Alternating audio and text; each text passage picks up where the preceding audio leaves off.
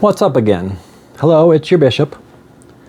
I have something of a different kind of Bishop tale for you guys today. When I was struggling with my dentures, I went to a pretty dark place inside, and I kept hearing this real critical voice, you know, it's just real critical. It's in the back of my head, and I had to do some real soul searching, look in the mirror, and what I kept coming back to was that this critical voice, it sounded a lot like my dad. So I went to my dad and I was like, hey, where does this come from? Like, were you critical as a child? Was your parents critical? Was your dad critical? I think we all have a real deep critical voice, and if we trace it back, we can see where it comes from. That's my only guess. I went to my father and I said, hey, you know, tell me about what happened when, you know, before I was born. Tell me about how you met my mom. Tell me about your childhood. Tell me like everything. And when I say everything, Dad, why don't you just like make a video where you just tell us, you know, in your spare time, because he's retired, he's got plenty of spare time. Tell us your whole life story, man. Like, one of these days you're going to be gone and you're not going to be able to share it. And to have this gift that we do, that is the cloud, where we can stick stuff up there and it will last pretty much forever, hopefully. You know, then if you're gone someday, the people, your loved ones, they can still see you and they can still hear your voice and they can see your smile and they can watch as you laugh and cry and, you know, everything. I so badly wanted this from my dad, and then I went to my mom and I said the same thing, and then that part about looking in the mirror, I thought, Bishop. So maybe you see where this is going. I don't know. It's a weird life, huh? When I look back at my life, I ask myself, where do you even start? You know, where, how? So here's the beginning. Or at least the beginning as I can best piece it together, because my dad didn't answer some questions. He hasn't made a video as far as I know. And my mom, I mean, we just get pieces, right? That's all we get. So here's little Bishop. I know. It's hard to believe that I was that small once upon a time. I was born March 27th, 1976. I'm an Aries. So if you are a fire, then you're my people. Hello, people. We burn together. I was born in a place called Marquette, which is Upper Peninsula in Michigan. And some of the things that I remember from the early years are that there was a lot of snow. A lot of snow. Here's some pictures. You just can't imagine it. We would open up the front door in the morning and there would be a solid wall of snow where you used to be able to look outside. You used to be able to go outside to your driveway, only snow. And my dad would bring in the snow shovel the night before, and he would take his snow shovel and he would stab it into this wall of snow, and he would retract the shovel, flip it upside down, and stab it in again a little bit higher, and then retract and do sideways stabs. And after all this stabbing, you would wiggle the shovel into this square that you made, this rectangle, and you would sort of break it off and carefully carry it to your bathtub because that's where you would drain all this snow. So you would go back to the wall that was at your front door and repeat this process. You would dig more rectangles, more rectangles, more rectangles until you could go up. So you go out one square and then you start to go up. And oh my gosh, when you get up there, climbing on top of this snow, almost like a snow staircase, all you could see for miles is endless snow. And every once in a while, there'd be a little chimney poking up, and those were the homes.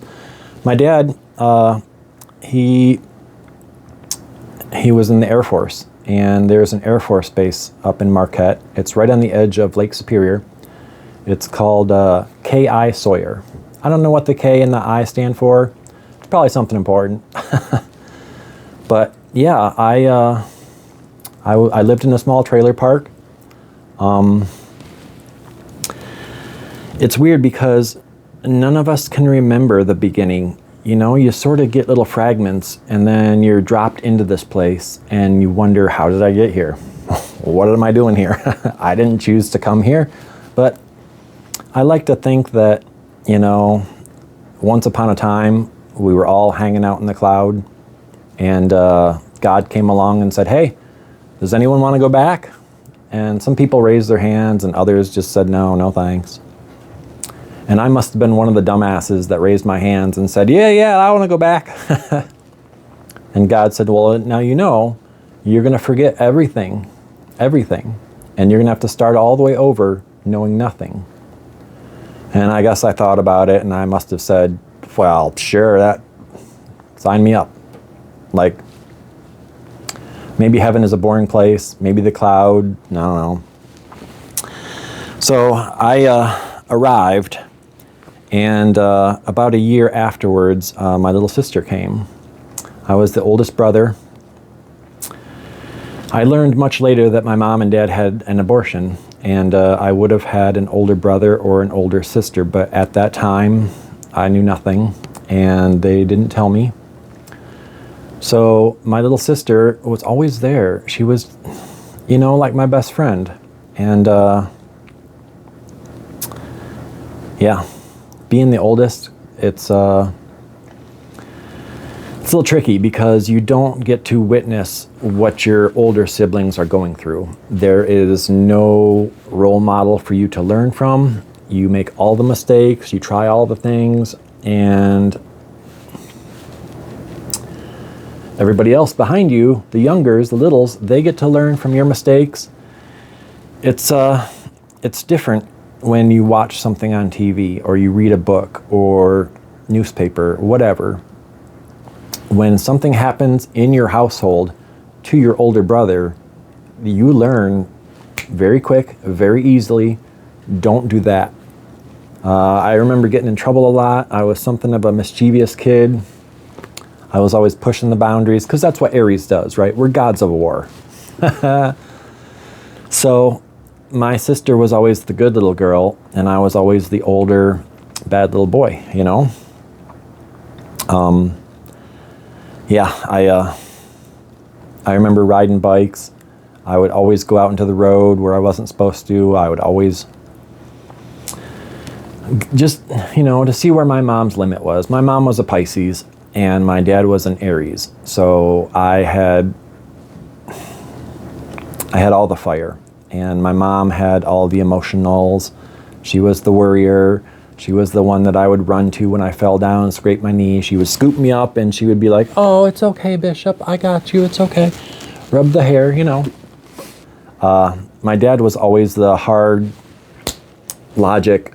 It's time for your spanking, Bishop. Yep, come on. Your mom says you were bad again. So I did get spanked a lot. I want to talk about my parents a little bit, but I'm sick of sitting here. This is getting a little boring. So let's just go, right? Let's go see what we can do.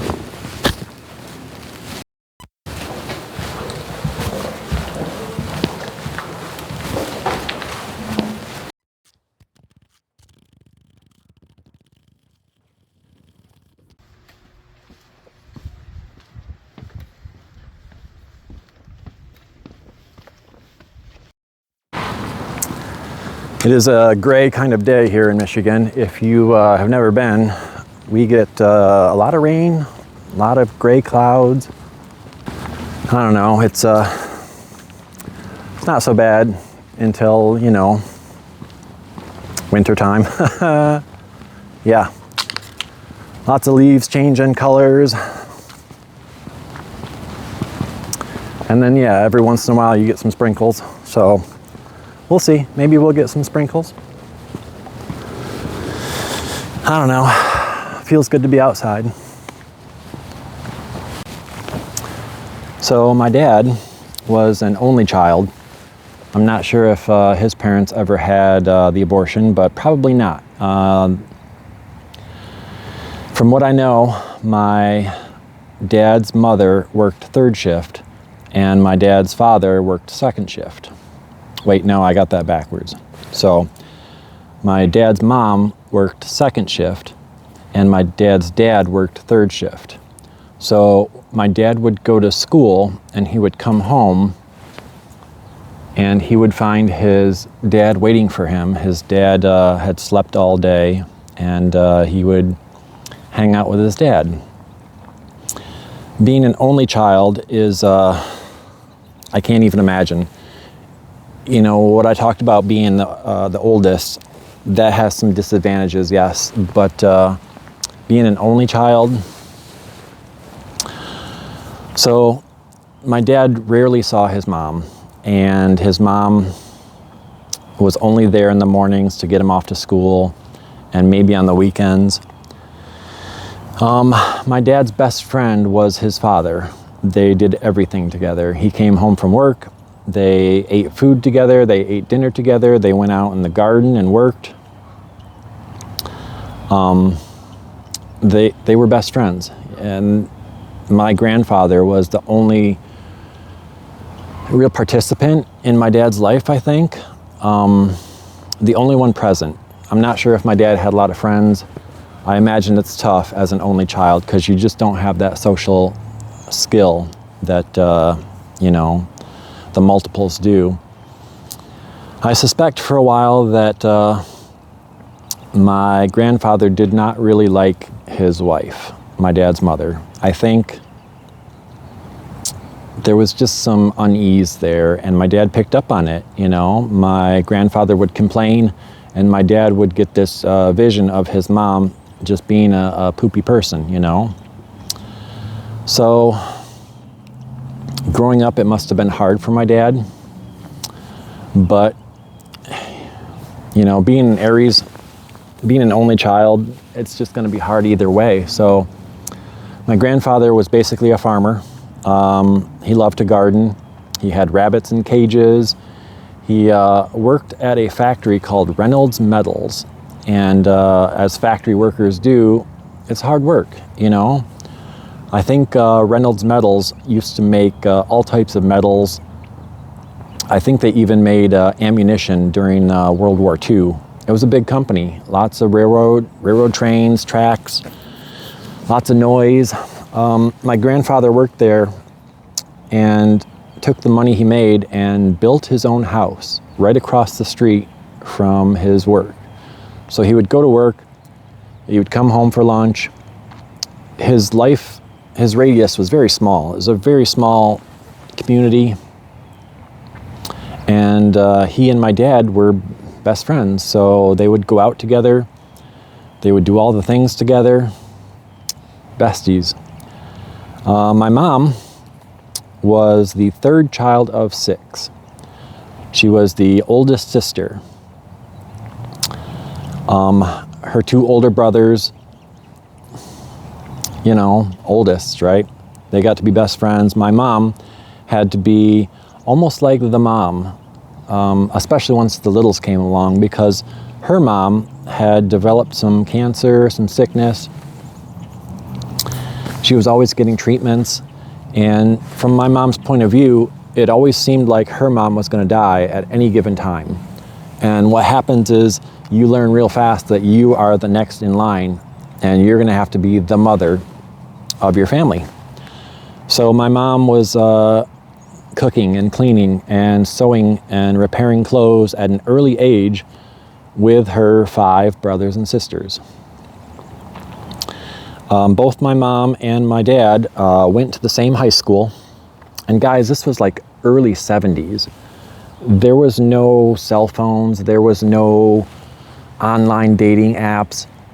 If you're in a small community and high school is the best that you get, there's probably no college.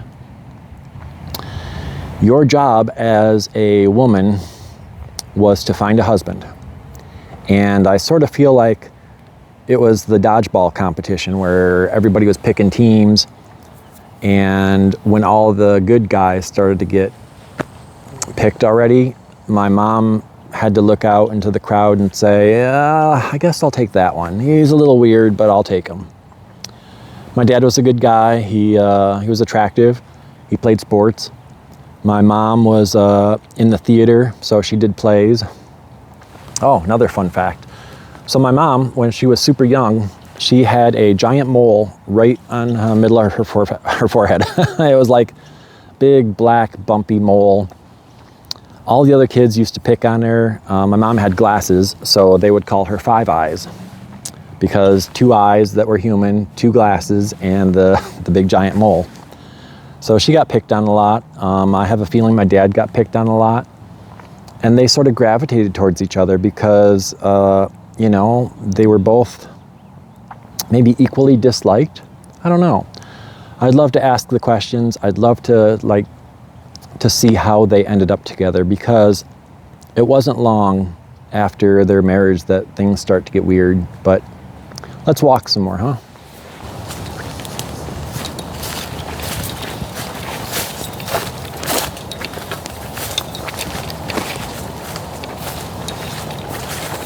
Ooh, prickers. Lots and lots of prickers. And birds. Damn, there's so many prickers. Not sure if this trail is infrequently used or, you know. Yeah. Those guys will make you sorry.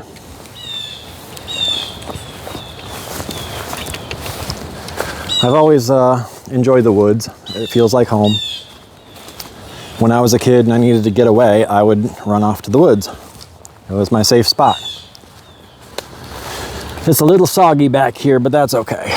It's okay with me. So, again, I don't know the story. I don't know how or why, but I learned that my dad was a very sexual, promiscuous kind of guy. And even though my mom was raised real strict Christian Reformed, my dad just, I don't know, maybe it wasn't in his blood, you know. Aries are very passionate. When we're not making war, we're making love. And my dad found it difficult. Anytime a woman showed any interest in him, it was, let's get it on. So my dad would have sexual relations with other women, and I don't know when my mom found out about it, but I believe that she wasn't happy with it. My dad must have said, you know what, I'll change, I'll never do it again. And my mom accepted that, you know, it was an accident, right? Things happen. So living together, my mom and dad, my little sister and I, up in Marquette, Michigan. It was small, it was cozy. And one of the things that I remember is that I learned my right and my left from the faucet. There was a sink or a wash basin, and on the one side was the hot water, which was the right, and on the other side was the cold water, which was the left. So I learned my rights and my lefts, and I still remember it to this day, because knowing your right from your left is important. I must have learned it at that crucial age, you know. I also have one other vivid memory. There were other couples, other families in the trailer park where I lived, and my mom had a real close relationship with one of the other mothers who happened to have 2 daughters. So my mom and this woman would hang out together. I'm trying to remember their names. Billie Jean and Bobby or something. I forget these 2 little girls' names, but my little sister and me, or I, and these 2 little girls, we would play. We would ride our bikes together. They were like the neighborhood friends. Well, one day, my mom and her friend were upstairs, you know, talking or doing whatever they did. And the 4 of us kids, we were in the basement playing on my dad's workbench. And as kids, I think I must have been 3, 4 years old, I said, hey, we're gonna play doctor. And I found an old blanket or a sheet, and I threw it over one of the girls, and then I went underneath like I was about to deliver a baby. That's the best way I can remember it. So there was giggles. I think I laid on the bench too. I think they played doctor with me. And my mom and her friend upstairs heard all this giggling, and of course they were like, oh my gosh, what's going on? This is a lot of giggling, you know. It was the playful giggle of children. My mom comes downstairs and she sees what we're doing and she freaks out and she says, oh my gosh, what have you done? And I don't remember seeing those kids for a while. I think we might have stopped hanging out with them. I don't know. It was probably my fault. It was probably my idea. But again, I don't know where this sexual stuff comes from. Maybe when I was up there in the cloud, I said, God, can I just take one thing with me? I know I'm going to forget a lot, but just this one thing, right? And God was like, what are you talking about? And I said, okay, I just want to be the sexual animal that I've always been. And God said, okay, you can keep that one thing, right? So it was always a thing. I remember sneaking into my little sister's bed and we would play, tickle, I don't know. Just being kids, you know. Anyway, my grandfather and my grandmother, my dad's parents, they were in their own little city. All right, let's start that over. So my mom and my dad, my sister and I up in Marquette. My dad's mom and dad stayed here in a place called Grand Rapids, Michigan. That's where my grandfather worked. So one day, I think I must have been about 4 years old, my dad gets a phone call and his mom is frantic. She's saying, your father's in the hospital. And my dad, you know, always giving his old man some shit. He was like, well, he's fine, right? And his mom said, I don't know. You know, sometimes you just don't know. So my dad put us all in the vehicle and we drove the 3 or 4 hours it takes to go from Marquette to Grand Rapids. And my dad tells me that he arrived at the hospital thinking that he was going to go in and tell his dad, what the crap, you know, get up off the bed, old man, it's time to go to work. We got fields to plow. Rabbits need to be fed. What's wrong with you? And he walked in there and the doctor said, sir, I'm sorry, but your father has passed. And I can imagine that it broke my dad's heart. It just broke him, you know. Here was his best friend, his whole childhood friend, and so my dad, he fell down and cried, because that's what you do, right? You lose your best friend. And after that, I mean, it was a mess. It was a total mess. My dad's mom was a mess. My mom was a mess. My family. I remember being sort of close to my grandfather. He would let me pet the bunnies. He took me on my first bus ride. He was always showing me the trains and the train tracks, and he was a great guy. I sat on his lap. We would talk about football, Detroit Lions. So my dad, he didn't know what to do, and his mom, she didn't really know what to do either. She said, hey, I think I need you here. I need you to help me. My grandmother was not in a very good physical shape, kind of a large woman. She had some arthritis because she worked hard. Her hands were always, you know, and she was large. So she couldn't run a household, and she couldn't, what was she gonna do? There's a garden, there's like bunnies, so she begged my father, please come home, I need you. And my father said, well, I've got this Air Force thing, but in the end, my dad decided that he was not gonna re-enlist, and he was gonna move to Grand Rapids to be closer to his mother. And when they looked for a home for sale, they looked right across the street from my grandmother's house, and they said, that one's for sale. And it was for sale, and cheap too, because it was a total piece of shit. But my dad was kind of good, you know, he had skills. He could use a circular saw. He bought that house, and my family moved in, and I think I was about 4.5 years old. I hadn't started school yet. My mom was a stay-at-home mom. Life got a little bit different, you know, but again, I don't remember most of this. It was so long ago.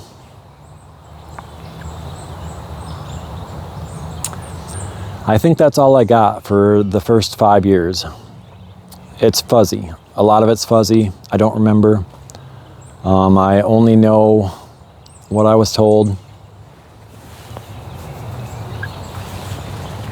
Yeah. I don't really know where this is going. I don't know what I'm doing. I've never tried this before, but if I'm gonna do it, I'm gonna try to do it right. And before you go thinking this is a good idea, it does bring up some painful stuff, right? If you go back far enough, you're gonna find some stuff that hurts, because that's the stuff you remember. We don't remember all the times that we ate macaroni and cheese and fish sticks in front of the TV and went to bed and everything was awesome. We had good dreams. We don't remember all the holidays we had, the vacations that we went on. Yeah, we might remember some of them, but it's the bad times. Those are the ones that are seared into our minds, and I'm sure I'm gonna come across some of those, so we'll see.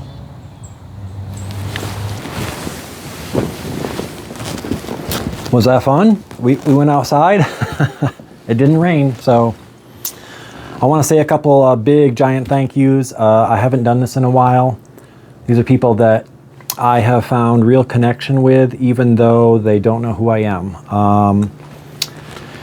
In the YouTube world, there are people that I have learned a lot from, and they're real people. They're just like you and I. The first one is definitely Heather B. She did so much for me and my dentures on my journey, and I will never stop saying thank you, Heather B. She is the denture diva. I will leave her link in my my notes, my description thing, whatever, you know, down there. Another one is Regretless. I fell in love with this girl, and it wasn't a lust, although she's beautiful. I fell in love with her dorky laugh and the way that she makes me feel, because she truly makes me feel less alone. So I think in this day and age, when we're all alone all the time, looking at our phones, Regretless. I will also leave her link in my description. And another guy, I don't know, this guy, he also has struggled with his dentures. He shared his story. His name is Asmongold. I think I'm saying that right. Hopefully, if I'm not, Zach, I'm sorry. Yeah, these people they've done it. They're doing it. And if I can send some of you guys there, I will. Also, big thanks to you. I read every one of the comments. Every time I get a new subscriber, I say a little thank you. Sometimes I don't know how to respond, because you have to be real careful when you don't know someone, how they will interpret simple words on a screen, right? If I try to motivate someone and it doesn't come out just right, then it seems like they're being attacked. We're all very defensive people nowadays, so I am going to leave my email, and you guys can send me your thoughts, and you can send me pictures of yourselves, and you can show me your YouTube channels and your stories.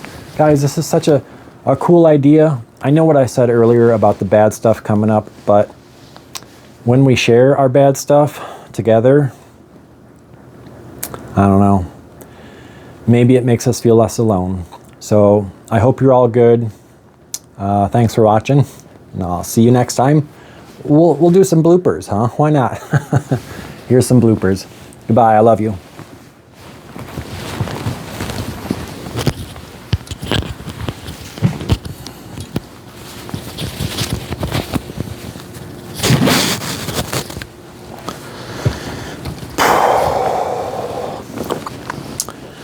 What's up again?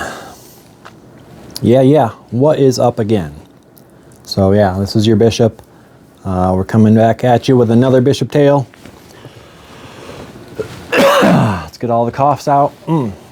Yeah. Get the throat all ready to rock and roll here. I know it's looking a little different. We got ponytail going on. So let's do this thing. Yes. Let's see if we can get the height right. There we go. Just a little bit. Just a little bit is all you need, right? All right. All right, we got this. Are you sure? Let's do it. It's your Bishop. I know. I've got something of a different type of Bishop tale today. It's weird when you try different stuff, you know, I don't know. Doing the ponytail, that's a little weird. Yeah. Stuff's just weird. It's a weird world. It's a weird world. It's a weird life.